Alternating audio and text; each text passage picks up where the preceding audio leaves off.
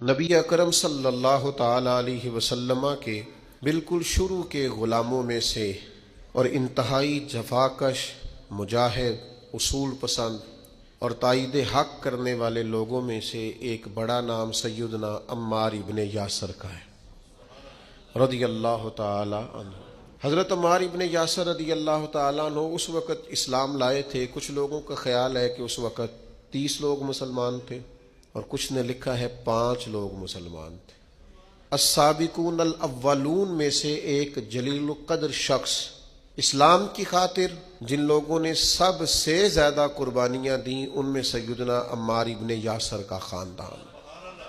اسلام کی سب سے پہلی شہیدہ سیدہ سمیہ رضی اللہ تعالی عنہا، حضرت سمیہ جناب عمار ابن یاسر کی والدہ ہیں، اور دوسرے نمبر پر ان کے والد شہید ہوئے، پھر ان کے بھائی شہید ہوئے، کیونکہ یہ بیچارے غریب تھے۔ کفار بڑی تکلیفیں دیتے تھے، پانی میں دیر تک غوطے دیتے رہتے، آگ کے انگاروں پر ان کو لٹا دیتے، سینے پر وزنی پتھر رکھ دیتے، دیر تک تکلیفیں دیتے رہتے، اور پھر انجام کار یہ ہوا کہ ابو جہل نے پورے خاندان کو پکڑ لیا، آگ ہی لگا دی ایک دفعہ تو ان کے گھر کو، اور جب آگ لگائی تو نبی کریم تشریف لے گئے اور فرمایا صبر کرو صبر کرو صبر کرو، میں تمہیں جنت کی بشارت دیتا ہوں۔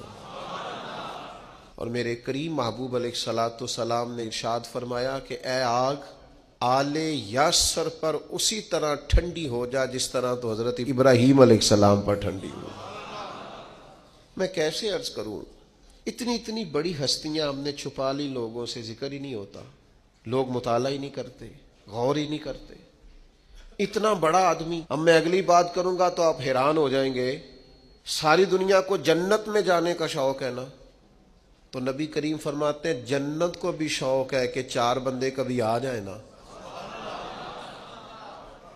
حضور کون سے؟ فرمایا ایک علی ابن ابی طالب، ایک سیدنا مقداد، ایک حضرت سلمان فارسی، اور چوتھے سیدنا عمار ابن یاسر۔ جنت کو شوق ہے کہ کبھی آ جائے نا۔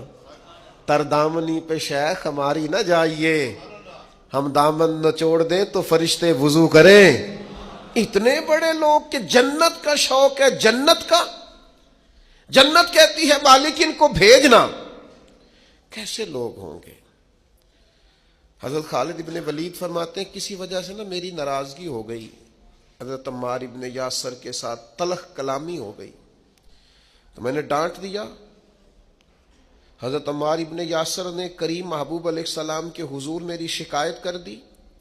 فرماتے میں حاضر بارگاہ ہوا، محبوب نے گردن مبارک جھکا رکھی تھی، جیسے ہی مجھے باریابی ہوئی سلام عرض کیا تو محبوب نے نگاہ اٹھائی، پوچھا نہیں۔ اس پوری روایت میں یہ نہیں ملے گا کہ حضور نے پوچھا ہو کہ بات کیا ہوئی تھی۔ نبی پاک نے فرمایا خالد ایک بات یاد رکھنا، جس نے میرے عمار سے بغض رکھا نا اسے اللہ کی دشمنی مول لینی پڑے گی۔ اللہ کی دشمنی، اتنا بڑا آدمی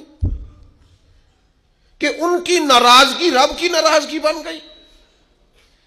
لیکن ملنگوں تلنگوں باباؤں کے عرس منانے والی قوم، کوئی دن ایسا بھی تو آئے نا کہ ہمارے گھر میں سیدنا عمار ابن یاسر کے لیے کچھ دعا کا اہتمام ہو، کچھ ان کے لیے کسی چیز کا بندوبست ہو۔ کوئی ایسا دن بھی تو آئے نا سیدنا سلمان فارسی کی یاد منائی جائے، حضرت عبداللہ ابن عمر کا ذکر کیا جائے، حضرت عبداللہ ابن عباس کا ذکر کیا جائے۔ گلی گلی میں عرس کا مخالف نہیں ہوں، لیکن یہ کہ ان کا بھی منا رہے ہو جن کا نہیں منانا چاہیے۔ ہر نکڑ میں دربار اور ہر گلی میں مزار اور ہر ایک کا عرس۔ نرنگیے سیاست دوران تو دیکھیے منزل انہیں ملی ہے جو شریک سفر نہ تھے، جو اس رستے کے مسافر نہیں تھے، منزلوں پر پہنچ گئے۔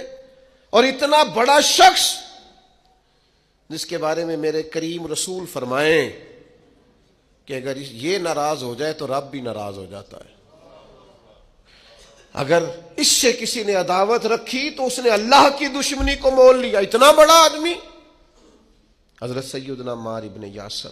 جو آیت میں نے قرآن مجید کی پڑھی ہے سورہ نحل سے، یہ بھی حضرت عمار ابن یاسر کے بارے میں نازل ہوئی۔ حضرت عمار ابن یاسر رضی اللہ تعالیٰ عنہ کے پورے خاندان کو کفار نے گھیر لیا، مارنا